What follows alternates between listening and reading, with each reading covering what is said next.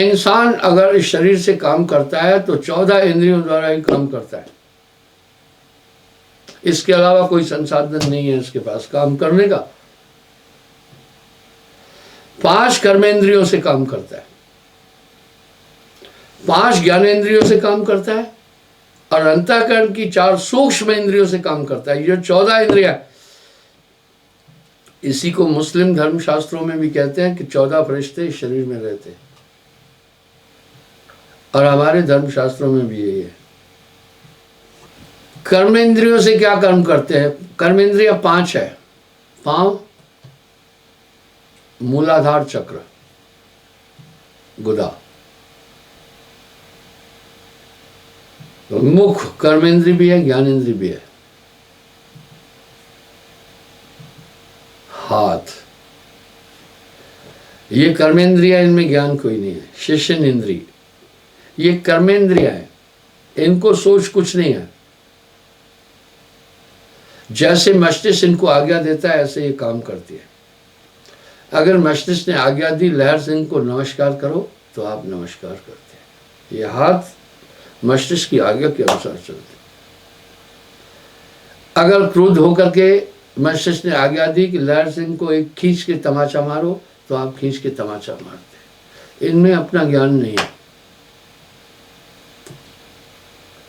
इसलिए इन्हें कर्मेंद्रियां कहते हैं। 5 ज्ञानेंद्रियां हैं। आंख, नासिका, मुख, कान और त्वचा, ये ज्ञान की अनुभूति देती है, इसलिए इन्हें ज्ञानेंद्रियां कहती है। आदमी इन्हीं से काम करता है। अब यहां साहब ने एक बात साफ कही, संतो तन खोजे मन पाया। तन ही मन है, इंद्रिय मन है, इंद्रियों भी मन है। क्यों मन है? इन्हीं के कहने से संचालित होती है, वैसे नहीं होती है। ये पिंजरा जिसमें जीवात्मा को बंद किया गया है बड़ी होशियारी से बना हुआ है। त्वचा, ये भी ज्ञानेंद्रिय है, ज्ञान देती है। बाल्टी में पानी ठंडा है या गर्म है आंख भी नहीं बता सकती है, कान भी नहीं बता सकते हैं, बुद्धि भी नहीं बता सकती। त्वचा, हाथ डालकर देखते हैं। अब यहां प्रश्न है, ईश्वर इन 5 इंद्रियों से नहीं जाना जा सकता है? वो कर्म ज्ञानेंद्रियों का विषय नहीं है। ये 10 इंद्रिय हुई। 4 अंतःकरण की सूक्ष्म इंद्रियां है। सूक्ष्म मतलब काम करती है पर दिखती नहीं है। मन, बुद्धि, चित्त, अहंकार। मन को कोई देख न पाए, इसलिए इनसे कैसे इंसान काम करता है? संकल्प द्वारा। संकल्प की उत्पत्ति होती है इन स्थूल इंद्रियों से, इसलिए मन माया तो एक है, माया मन है समाय। साहब के शब्दों में बहुत ज्ञानता है। हमारे संकल्प इंद्रियों से संबंधित है और इंद्रिया हमारे मन से संबंधित है। अब बुद्धि का काम निर्णय करना है, उसको भी रोक लो। चित्त स्फुरणा करता है, याद दिलाता है ये काम ऐसे हुआ, यूं करना है, ऐसे करना है। ये क्रिया है, सूक्ष्म इंद्रिया। इसका निरोध कर। चौथा अहंकार। अहंकार क्रिया है, उठना, बैठना, देखना आदि। ये 14 इंद्रिय है। इसलिए वासुदेव कृष्ण ने भी अर्जुन से कहा, हे अर्जुन, वो परमात्मा कर्म ज्ञान इंद्रियों से नहीं जाना जा सकता है। अंतःकरण की सूक्ष्म इंद्रियों से भी नहीं जाना जा सकता है। 14 इंद्रियों से परे, इंद्रियातीत कहते हैं इसलिए उसे। शब्दातीत का मतलब है शब्दों की पकड़ में नहीं आए। व्योमातीत का मतलब है किसी मात्रा में नहीं लिखा जाए। वर्णातीत का मतलब है उसका वर्णन नहीं किया जा सकता। परमात्मा की संज्ञा ये है शास्त्रों में। यहां अर्जुन एक प्रश्न पूछ रहे हैं, हे जनार्दन, जब परमात्मा कर्म ज्ञान इंद्रियों से नहीं जाना जा सकता है, अंतःकरण की 4 सूक्ष्म इंद्रियों से भी नहीं जाना जा सकता है, तो मुझे ये बताएं, हमारे पास क्रिया और कर्म करने का विधान तो यही है ना। हम कुछ कर्म आंखों से करते हैं, कुछ कान से करते हैं, कुछ मुख से करते हैं, त्वचा से करते हैं, पैरों से करते हैं और हाथों से करते हैं, और 4 सूक्ष्म इंद्रियों से, मन से संकल्प करते हैं, बुद्धि से निश्चय करते हैं, चित्त से स्मृत करते हैं, अहंकार से क्रिया करते हैं। ले देकर हमारे पास अगर कोई कार्य करने की क्षमता है तो यही इंद्रियां हैं। जब वो इंद्रिय अतीत है, इनसे नहीं जाना जा सकता है, तो हम उसे फिर कैसे जान सकते हैं? कहा, हे अर्जुन, वो दिव्य दृष्टि से जाना जा सकता है। मैं वर्तमान और दिव्य दृष्टि पर काफी बातचीत कर चुका हूं। अब प्रश्न उठा, दिव्य दृष्टि पे कहाँ है? दिव्य का मतलब है जो स्थूल नहीं, दृष्टि का मतलब देखने की ताकत। इसलिए बोला, अर्जुन,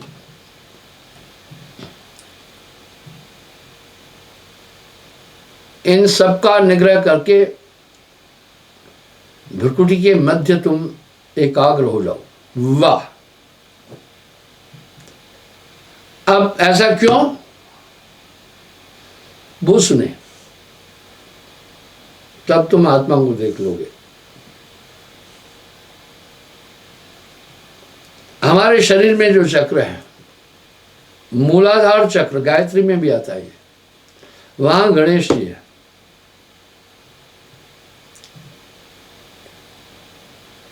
स्वादिष्टान चक्र शिशिन इंद्री पर, वहां प्रजापति ब्रह्मा जी है।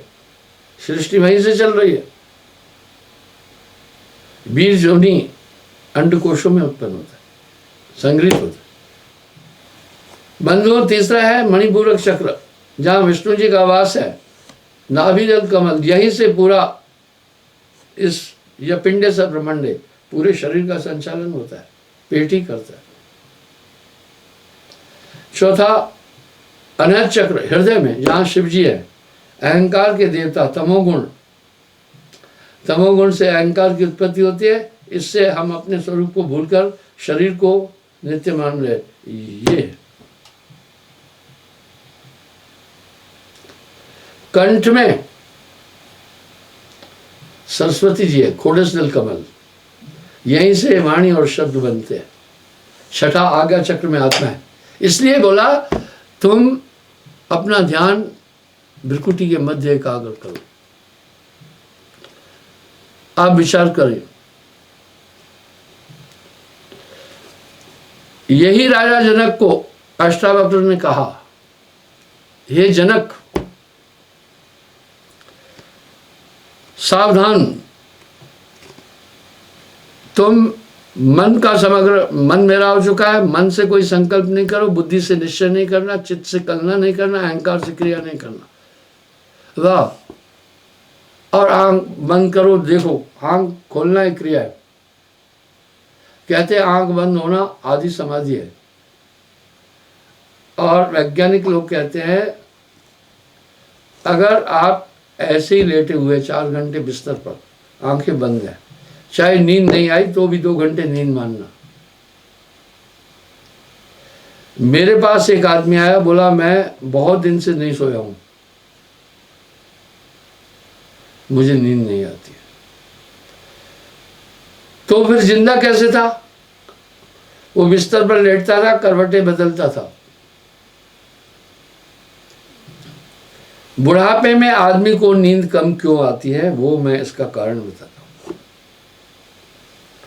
बुढ़ापे में स्नायु मंडल कमजोर होता है और मसल्स अस्थियों को छोड़ देती है। इसलिए जब एक तरफ वो लेटता है, थोड़ी देर में वो साइड दबती है, दुख पीड़ा आती है। जवानी में मसल्स मजबूत होती है। इसलिए 2-2.5 घंटे आदमी युवावस्था में एक ही करवट सो सकता है, लेकिन एज होने के बाद वो साइड जल्दी थक जाती है, पेन एक स्लाइड पेन करती है, तो वो थोड़ी थोड़ी देर में करवट बदलता है। करवट बदलना क्रिया है, इसलिए उसकी नींद बार बार टूटती है और वृद्धावस्था में श्वान निद्रा हो जाती है। ये कारण है। कहा अर्जुन सावधान, तुम कोई संकल्प नहीं करना, एकाग्र होकर देखो, आंख बंद कर। यहां राजा जनक ने कहा मैंने आत्मा का साक्षात्कार कर लिया। अब तथ्य क्या है समझिए। इन सब के बाद जो एक शुद्ध चेतना बची वो आत्मा है।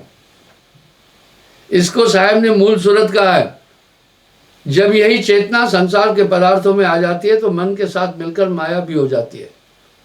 बस ये, इसलिए सूरत संभाले काज है तू ना भरम भुलाए। देखो साहब का शब्द कितना सार्थक है, मिल रहा है। तन थिर, मन थिर, वचन थिर, सूरत निरत थिर होए, कहे कबीर वो आपता पल्क को कल्प न पावे को। जनक ने कहा देख लिया आत्मा का साक्षात्कार हो गया। भाई प्रीतम को, और यही मालिक वो शुद्ध चेतना में है। यही शुद्ध चेतना संसार का मूल है। इसको साहब मूल सूरत कह रहे हैं।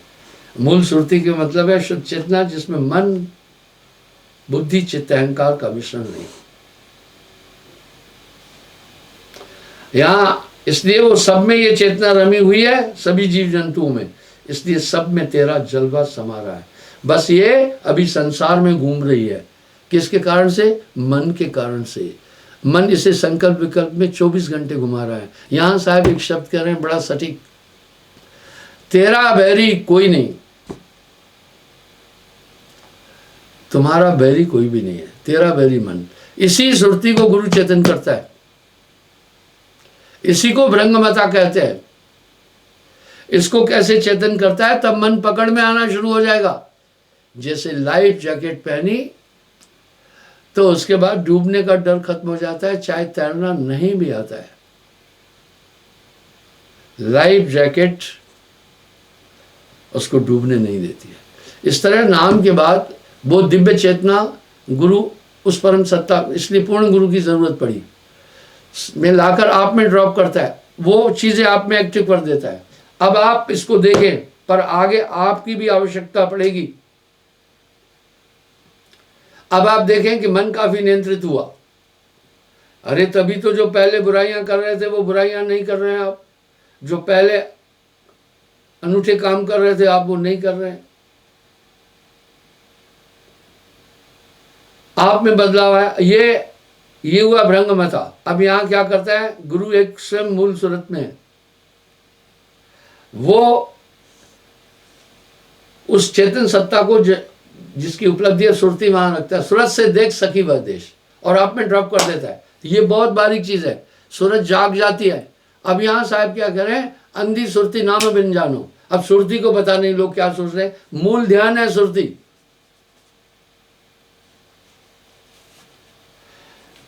जब लोग नहीं समझ पाते हैं तो अनाप शनाप बातें करते हैं। इसलिए साहब कह रहे हैं सूरत संभाले काज है, ये भ्रंगमता है। यानी इसी को गुरु जगाता है। जब ये जाग जाती हैं तो पूरे मन माया को समेट लेती है। आपको बदल देगा गुरु। गुरु को कीजिए दंडवत, कोटि कोटि प्रणाम। एक नहीं कोटि कोटि प्रणाम। कीट न जाने भ्रंग को वह कर ले आप समान। पारस में और संत में तू बड़ो अंतरो जान। वो लोहा कंचन करे वो कर ले आप समान। यहां पूर्ण गुरु की आवश्यकता पड़ी। सीपी के अंदर ही केवल मोती की उत्पत्ति हो सकती है। वो परमात्म तत्व की मूल सुरती एक पूर्ण गुरु के पास है। वो ड्रॉप करने की प्रक्रिया का नाम ही है नाम दान देना। तभी तो मीरा बोल रही है ना, सखीरी मैं तो नाम रतन धन पायो। अब आगे क्या बोल रहे? वस्तु अगोचर, अ नकारात्मक है। जैसे अंग्रेजी में अन या इम, जैसे पॉसिबल है तो हम आगे आई एम लगाते तो इम्पॉसिबल, ये नकारात्मक है। इस तरह अ नकारात्मक शब्द है। गो इंद्रियों को कहते हैं। गोस्वामी का मतलब है जिनकी इंद्रियों पर नियंत्रण है। चर का मतलब है जानना, पहचानना, क्रिया करना। जो इंद्रियों से नहीं जाना जाए उस परमात्मा को इसलिए अगोचर कह रहे हैं। अब मीराबाई क्या कह रहे? वस्तु अगोचर दीन मोह सतगुरु, दीन सुरत सहदानी। वाह, सुरत सहदानी का मतलब परिचय। जैसे आजकल चेक पोस्ट है, वहां इंक्वायरी होती है। प्राचीन काल में छोटे छोटे राजा थे तो गांव से दूसरे गांव के लिए जाने पर बीच में सहदानी चौकी होती थी। दीन सुरत सहदानी यानी मेरी आत्मा को जगाया और जागरूक कर दिया, तो ये है नामदान। इसलिए पूर्ण गुरु का मतलब यह है जो यथार्थ में उस सत्ता तक पहुंचा है। यहां साहब एक व्यंग कर रहे हैं, अंधा गुरु अगुआ तहपुर माही, बहु अंधे तह पाछे माई जाई। अंधे को अंधा मिले तो राह बतावे कौन, बंदे को बंदा मिले तो गांठ छुड़ावे कौन। अब जब वो पूर्ण सत्ता में पहुंच जाता है तो इंद्रियों के विकारों से वो दूर रहता है, वो अपने शुद्ध स्वरूप में स्थित रहता है। इसलिए मैं जब ये कहता हूँ कि एक पूर्ण गुरु फिर मोह माया से परे हो जाता है, सब नाराज हो जाते हैं, फिर अलग तरीके से मेरी क्रिटिसाइज करते हैं, मेरी निंदा करने लगते हैं, विरोध में बोलने लगते हैं। कुछ नहीं मिलता तो कहते हैं भैया ये धर्म बदल रहा है। ऐसा कुछ नहीं है। जो भी आपसे ईर्ष्या रखता है आप पर दोषारोपण करता है। दोष आरोपण क्या है? दोष नहीं है पर आरोपित कर रहा है, आरोप लगा रहा है।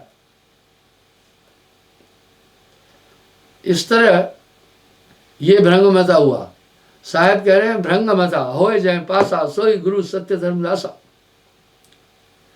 वो गुरु इस क्यों कहा गया गुरु बिन ज्ञान न उपजे कोटिन करे उपाय। इस तरह वो गुरु ज्ञान देता है, इसको जगाता है। अब यहां साहब फिर क्या करें, उठ जागरी मोरी सुरत सुहागन जागरी, क्या तू सोए मोह नींद में उठ के भजन में लाग रही। आपको आगे सिर्फ परहेज बोलिए।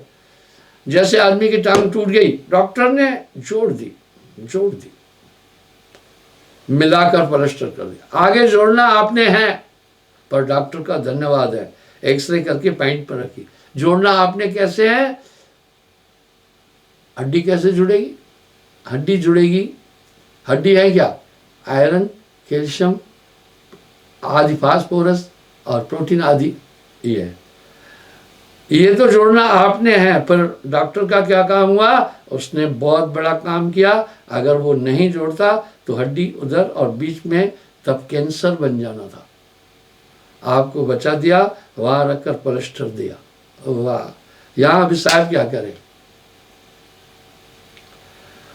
नाम सत्य, गुरु सत्य हो। आप सत्य जो होए, तीन सत्य जब एक हो तो विष से अमृत है। फिर यहां पुष्टि कर रहे, वहां आपका काम है उस परहेज को फॉलो करना, बस। अब डॉक्टर ने क्या किया? आपको प्लास्टर कर दिया, हड्डी एक्सरे करके देखी कहाँ हड्डी है, वहां से अपने पैंट पर रखी, प्लास्टर किया और आपकी बाजू को कंधे में एक रस्सी लेकर गर्दन में लटकाया। क्यों? अगर ऐसे होगी लटकेगी बाजू तो वजन के कारण से जुड़ेगी नहीं। वो आपको ऐसे करके बांधा ताकि कहा अब इस बाजू को मत हिलाना, हिलने से फिर संक्रमण हो जाएगा, नहीं होगी। इस तरह गुरु नाम से वो ताकत देता है, फिर परहेज बताता है। अब यहां साहब क्या कह रहे? सत्य नाम निज औषधि सतगुरु दही बताए, औषध ले रूपत रहे ताकि वेदना है। वेदना कहते पीड़ा को। बोले सत्य नाम रूपी औषध सतगुरु ने दी, औषध ले और उस दवा को ले और रूपत परहेज करे, उसकी पीड़ा जाएगी। तो इस तरह गुरु शिष्य और ईश्वर मिलकीना भक्ति विवेक तीनों तीरधारा बनी। आगे गंगा एक, कबीरा आगे गंगा एक।